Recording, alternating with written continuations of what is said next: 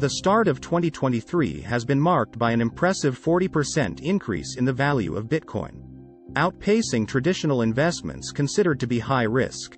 However, the upward trend of Bitcoin may experience a brief dip, as Fed Chair Jerome Powell is expected to maintain his cautious stance during the post-meeting press conference on Wednesday.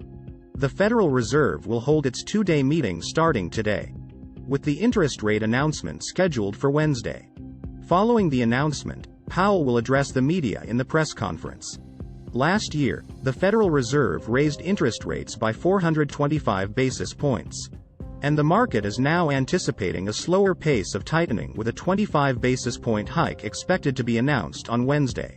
The main focus will be on Powell's recognition of the recent decrease in inflation and economic activity, which could give markets hope for an early shift towards easing. However, the likelihood of this outcome is low, as the recent rise in stocks and bonds and the fall of the US dollar have relaxed financial conditions for the first time since April, making it more difficult for the Fed to control inflation by tightening credit standards. It's highly possible that Powell will adopt a more cautious approach during the press conference and tighten financial conditions, leading to a temporary adjustment in the value of cryptocurrency and other high-risk assets.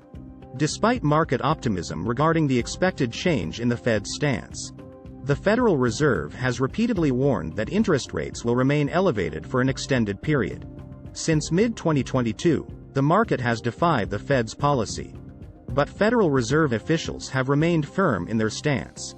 The recent drop in inflation expectations has only strengthened market belief that the central bank will end its tightening policies soon and begin lowering interest rates later this year.